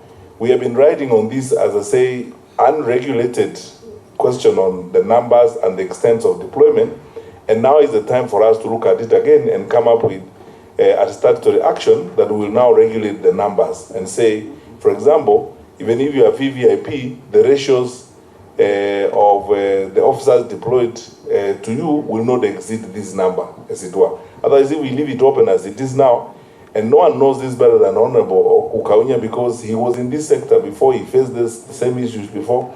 If we leave it open like that, these issues will keep recurring, and you can see clearly the propensity to abuse this is real. It can be abused. For example, in 2018, we all agreed at the National Security Council that we are surrendering prison warders from protection duties, because when we looked at the ratio of prison warders to inmates, it became clear that we have enough numbers in the APS, in the SGB, and the new commando units we are creating to provide VIP protection. So let us all return, officers from the prison service to do their correctional service work. But you can see still, even in the contingent that is guarding the office of the Deputy President, we have about 13 officers from the prison service. So unless there is a strict and stringent regulation and enactment of the same, then we enforce it, all of us, so that it applies across the board, we'll keep encountering these challenges as we go along. Is there a special code of conduct on how to handle these changes and deployments when they come? The answer is actually no. As Honorable Buyu asked. Because as I said, we cannot second guess the Inspector General of our National Police Service. He takes decisions on our behalf throughout. He takes decisions on a 24-hour cycle, and he has the best intelligence and information to make certain decisions. So we cannot require him that if I want an officer from my ethnic community, you must write to me and then I get the letter and so on. There's no security system that operates that way around the world. We are becoming more and more modern, the state. So, in respect, therefore, I'm saying, Mr. Chairman, that there is no code of conduct that was violated in this case, in terms of the changes that were made. Nothing was violated. And in fact, there's a question I don't want to ask now because it can steer us off to another debate. How is it that these questions are being asked now when we have done this rearrangement several times before, even in that office? How come these issues are coming up now? And we've done so many of those rearrangements before in many other VVIP offices, including that one. So the question is, it's because we are within a political context and straightforward, professional, departmental actions are being unnecessarily politicized and being subjected to, emotional and irrelevant politics, unfortunately to the detriment of the stability of the country. But I think on a balance of probabilities, going forward, after the clarifications we have made today, we're all going to be aligned on this, because facts are as they are, things are clear to everybody, there is no downgrade of anything here. We know we are doing what we must do, and we are continuing. But I cannot plead with you enough as a committee that we need statutory action on these issues of ratios, even for VVIPs and numbers and so on. Otherwise, you are going to force police officers to open an OB for chicken. You are putting police officers to guard a poultry farm, so they will now be running an OB there for chicken. This chicken arrived at this time, they arrived this time, and so on. It's a joke in the long run. If we are not, going to be organized in that kind of manner. Honorable Kaunya asked the question about police reforms and the unified command. It's a question of the unified command. As you know, and Mr. Chairman, indulge me to say this is more or less like a personal comment, that every time you listen to somebody like Honorable Kaunya speak, you feel the pleasure of a knowledgeable person, because he's speaking from a position of knowledge. If people were debating these issues from that kind of position, we wouldn't even be having this kind of hullabaloo around the country. It's because, you see, the quest for a unified command was intended to make police effective, efficient in the delivery of service, but also, again, to grow our capacities to deal with our dynamic challenges in the security sector. That is why, for example, when we came up with an all-women commando team, that is now making headlines and doing us great stuff, is because we wanted to have this integrated, prepared, because there are circumstances where we need to deploy special units of that kind, as it were. The unified command is a journey, Honorable Kaunya. It is not going to happen in 1 year or 2 years or 3 years. Even we internally are having a debate, because since 2018, when His Excellency the President directed this and began this phase of working on a unified command, we worked on this for about 3 years, and sometimes we step back and ask ourselves the question, is it working well for us? For example, how does it relate to Ngao? And how does it relate to deployment? Is it interfering with what we are doing? The questions abound. But we are just about to begin reviewing, the implementation of this for the last 3 years. I know issues will come up, or some things we need to change, as it were. But it is a journey. It's something we're working towards. But now, and I think that's what you are referring to, because of that unified command, it is much easier to integrate the various units and various formations to get them to focus on a task at one time. If we have a challenge, for example, at a particular border point, we actually can pull together, for example, ASTU, QRT, Border Patrol, and the GSU, even if it's contingents of, the G company, and deliver on the assignments that we have. That's exactly what we are doing right now in Laikipia, where we are forcing a challenge. And our GSU commandant was briefing us this morning about, his approach, and you can see clearly that because of that unified command approach, we are moving more towards being much more effective in terms of responding to the present challenges that we deal with. But it's a journey, and because you are our committee, when we do the assessment and the evaluation of what you have done, we'll bring the report to you and we'll discuss it with you. And many of you come from this background, will have an opportunity to comment about what we need to do more and what we need to do better to strengthen ourselves, as it were. Is there a gap in the law in terms of business and public officers? The answer is yes. And as I've said, you can see the conflict that we are dealing with. It's apparent, it was spoken to very strongly by Honorable Rosa Buyu and Honorable Kaunya. It's some of the reasons why we are facing the challenges. Honorable, the late Sergeant Kenei came from the AP, and he was part of the staff, 40 strong personnel from the AP at the Harambee House Annex, which is the office of the Deputy President. I think that's a direct answer, and that is it. Was the DP made aware? This was asked by Honorable Tekla, and I think I answered this question earlier, Mr. Chairman. There is a distinction. There is what you may call a fundamental change, and there is what is routine and quasi-routine. Just imagine if every day you are reorganizing, you are doing deployment. I gave you a classic example. Forget about the person of the DP and somebody who occupies the office of the DP. Just let's take, a routine office like a regional commissioner. If every time you are doing rearrangement, the Inspector General was doing rearrangement of the police command in Nairobi, he has to keep writing and so on. Meaning it's unnecessarily laborious, as it were, because all of us work in this context and all the actors who are supposed to be there know what needs to happen. There was nothing major that was being done here. And as I said clearly, if we weren't in this political context where we are, no one would even be talking about it. And actually, some of this rearrangement has been done before, even in that office. But it has not raised this kind of hullabaloo and so on, just because of the political environment in which we are. And now, anything goes, as it were. Even if it is a simple, straightforward action, it's held hostage by the politics of the day. And then now, people go to town, it becomes the subject of funeral speeches and church speeches and so on and so forth. I honestly don't think that, this is something that kind of thing. About the Honorable Tekla asked about the constitution and the security of the Deputy President. I think I've answered this question several times. By law and by tradition, His Excellency the Deputy President is guarded by the Presidential Escort Unit with a special team that is set aside for that particular purpose. Does the current holder of the office have that? I answered that, and I've actually provided the statistics and the figures about who is there.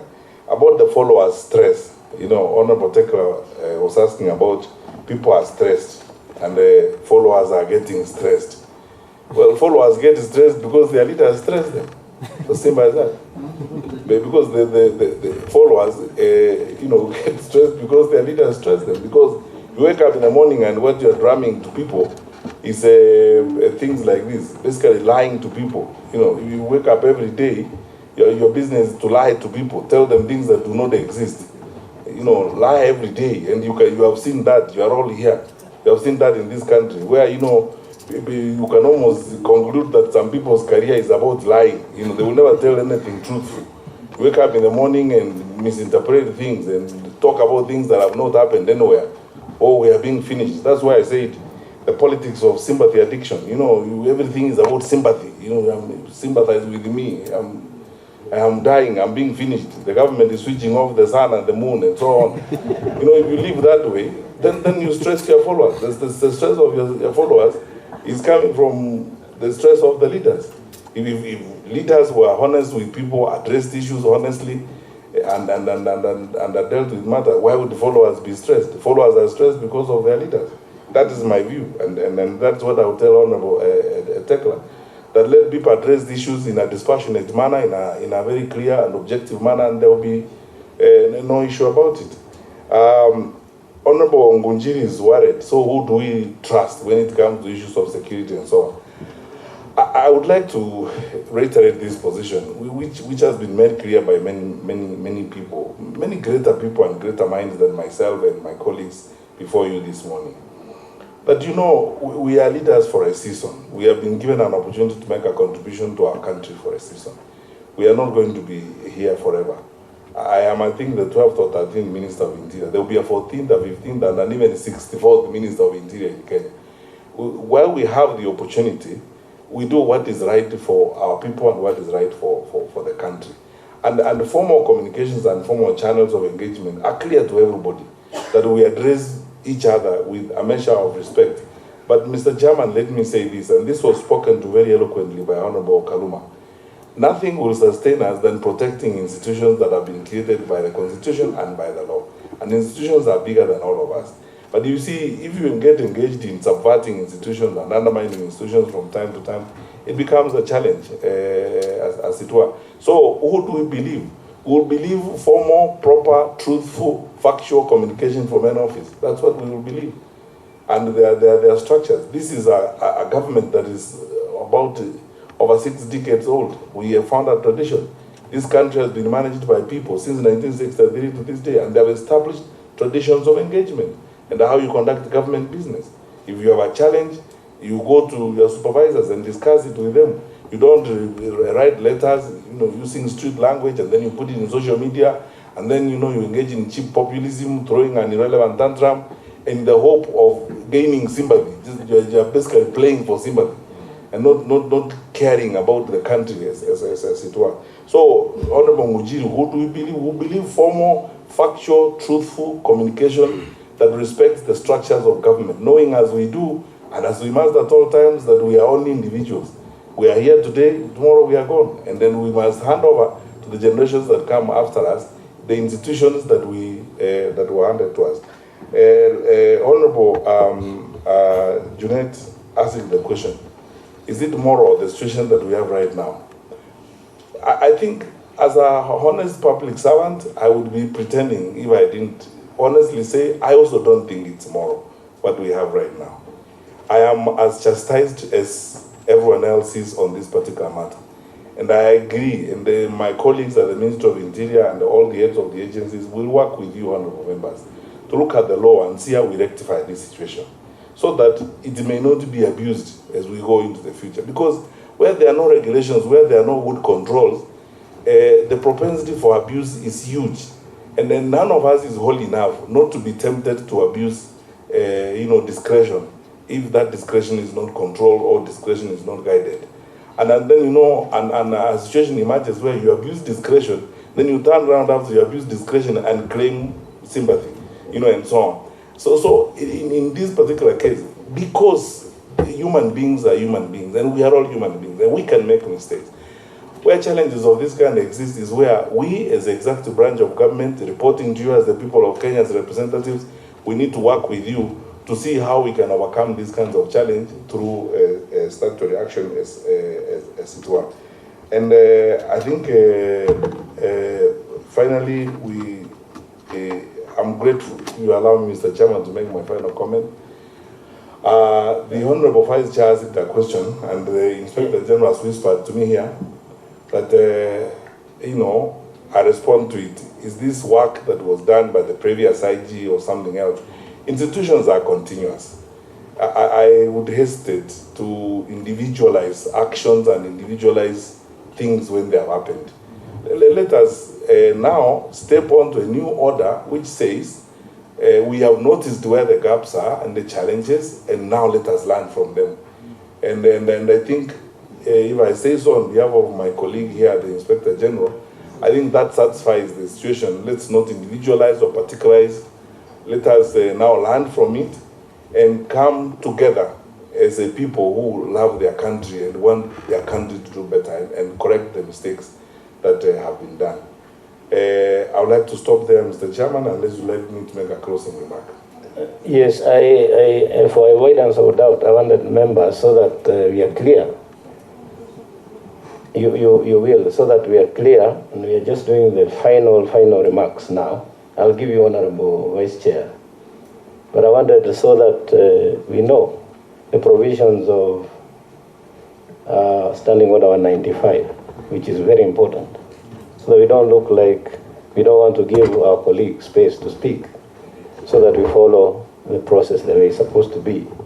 That a member may attend a meeting of any committee of the House of which he or she is not a member, but such member shall not be entitled to vote in any matter. And two, that a member who intends to participate in a meeting of a committee of the House, of which she or he is not a member, shall submit a written request to the chairperson of the committee at least 24 hours before the meeting. And three, the request shall indicate any matter which the member intends to raise at the meeting. And number four is where the chairperson allows, because the chairman can decline, but where the chairman allows a request to participate under paragraph 2, the member may attend the meeting and raise any matters indicated in his or her own request. But finally, that the chairperson may order a member of the committee to withdraw from a meeting for disorderly conduct. So that we don't look like, we don't want to give you, you haven't followed the procedure, but we allowed you to sit in Honorable Robi to listen. And I think that is very important and fair. Vice Chair, the last one. Chair, it's not a new question. I think she has left the question about the arrest. We have a chief of staff. Well, the National Assembly Departmental Committee on Administration and National Security, they are questioning Interior Cabinet Secretary Dr. Fred Matiangi in regards to the withdrawal of GSU officers from Deputy President William Ruto's residence in Karen, and of course the subsequent replacement with police officers from the Administration Police Unit. We'll be taking a look at that in a moment, but let's get on. United Democratic Alliance UDA party members in Trans Nzoia County have condemned the recent changes of security officers from the residence of the Deputy President William Ruto. Boniface Barasa with the details from Trans Nzoia County. Addressing the media at Kachibora in Cherangani constituency during the opening of UDA's office, the members said the withdrawal of the elite GSU officers is an intimidation and humiliation of the DP, as well as trying to curtail his 2022 State House bid. Naibu wa rais ambao ni kiongozi wetu wa chama hiki cha kitaifa, ningeuliza awache kusumbuliwa na wewe waziri bwana Matiangi. Tafadhali, mambo ya kuangaisha Deputy President waachana naye.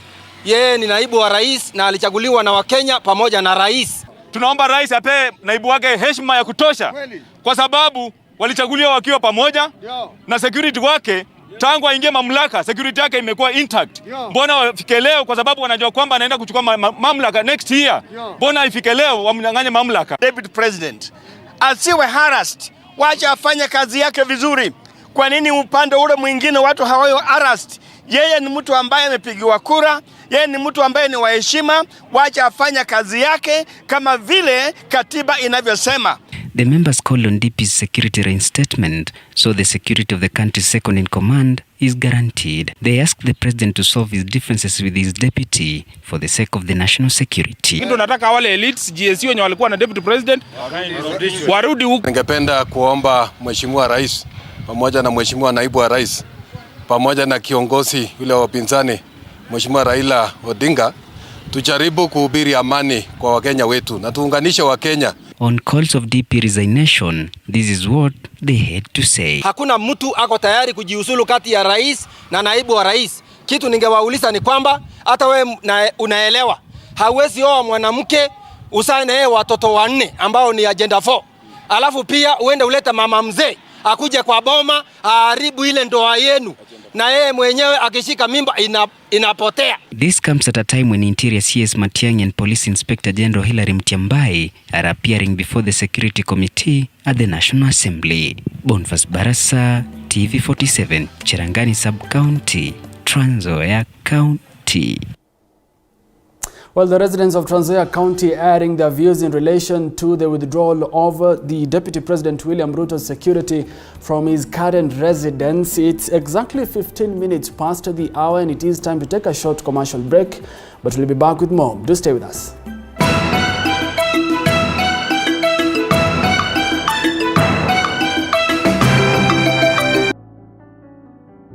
Ability is common in everyone.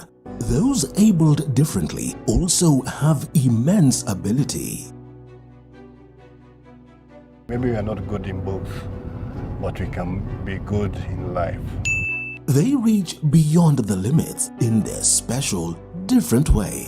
If the society can just be careful in what they call them and how they refer to them, that would at least be better. They need to be loved. They have feelings. They would like to give love. It's a natural thing. Catch their story on Beyond the Limit on TV 47 every Saturday at 7:30 p.m. The brain does not exactly know how to differentiate physical pain from the psychological. Nilikuwa na feel nimefeel hata watoi wangu. This month, our sisters, mothers and friends share their heartfelt stories of the pain and struggles with Joy Irongo. We are all about being authentic and sharing our lifetime experiences to speak hope and empower a woman who's probably going through a rough patch. Join us as we unravel the heartache. So the doctor told me she has only 2 weeks to live. Mimi nilikaa tu miezi 2 tu nikiwa na furaha kwa ndoa. Every Saturday at 8:30 p.m. Are you looking to buy a home? Or are you looking to build one, yet you don't know where to start? Well, The Realtor is your home of real estate development information, whether you are looking to invest in the city or outside the city. We link you with the experts in the field, be it designing, nchini na afya.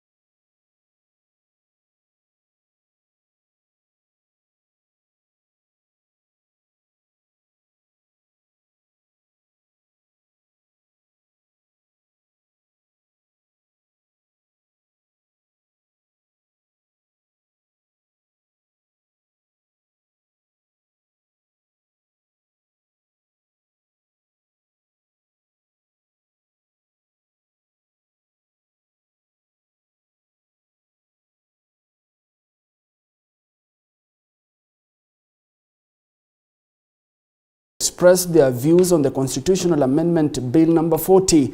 The committee has been visiting various parts of the country to incorporate the views of the public before it is discussed in Parliament.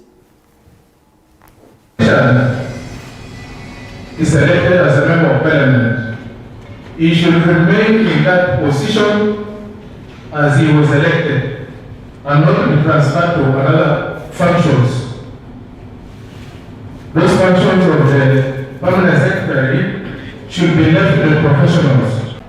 Inaona mnatufinyia kabisa na mali sisi tunaamka saa 11 tunaenda kupiga kura. Nataka hiyo bili yenye mlikataa mwende mpeleke mbele mhakikishe imesainiwa na sisi tusikie mashinani hiyo bili imesainiwa.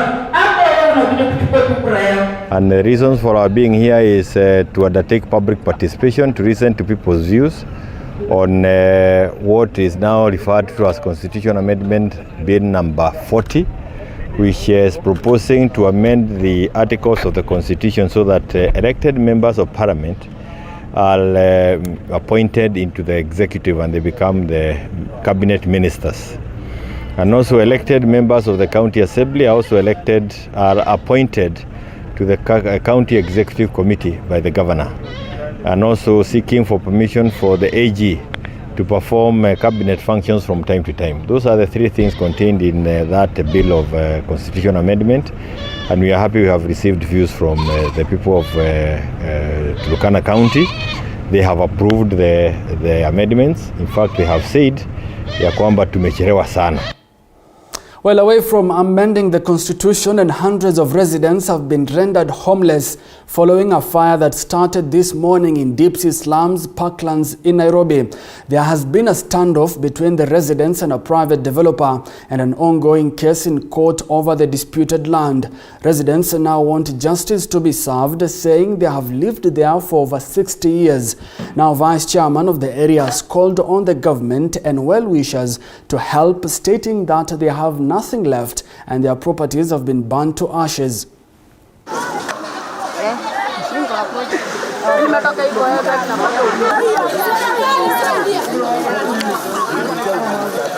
In the continuity of the COVID-19 pandemic, no person, no family, no community should be evicted. We will also be asking the courts to compensate the families who have lost their property and those who have been injured as a result of this fire. And we will be asking the government to take up action to hold this particular person accountable for the harm. Wengine sasa leo hii moto kitokea uende walale nje. Kwa hivyo tunaomba tafadhali wahisani na serikali iingilie, na hata tunaomba vile vile serikali ihalalishe area hii ili watu wachenge nyumba ambazo zinafaa na kuwe na njia ambayo mzuri ambayo inaweza saidia watu moto usio katokea, kwa sababu kumekuwa na moto kitokea kila mara na hatujapata usaidizi. Sasa mimi nauliza serikali, watatuhangaisha mpaka nini? Mpaka lini? Juu hakuna kitu inastahili kuwa na mwelekeo kama hii bila serikali kujua. Tunataka waletwe wote wenye wanahusika na hii uzaji wa shamba. Ministry ya Lands ikuje itueleze mwenye shamba ni nani. Na wakikuja kununua shamba ambayo watu wanaishi ndani, huwa wananunua mpaka haki za hao watu. Hiyo inatushangaza sana kama Wakenya, ama kama wamama tunalia sana. Kwa sababu saa hii tuko na watoto wako shuleni. Nyumba imeungua, huna chochote. Huyu mtoto atasoma aje? Well, away from Parklands here in Nairobi to Laikipia County, Governor Nderitu Mureithi has called upon the Kenya Police Service to intensify operations in the area following the recent increased banditry attacks, among other security issues. The county boss has asked the Ministry of Interior to consider hastening the implementation of the long-term programs meant to ensure sustainable peace in the region. Yesterday, indeed, the attack GSU post at Kamwenje, and one of our officers, one police officer, was injured, and we want to let you know that we have called on the Kenya Police Service to intensify their crackdown on bandits in Laikipia, particularly along the western boundary where Kamwenje is, but also in other areas. We cannot and will not accept for armed bandits to continue to terrorize citizens. We also want the Ministry of Interior to hasten consideration of the long-term programs that we have discussed with them as a Maya region. As you know, a Maya region brings together my own county, Laikipia, Baringo, Samburu, and Isiolo. And we know, if you look at some of the successes our neighboring countries have had with dealing with problems of this nature, that some long-term efforts, including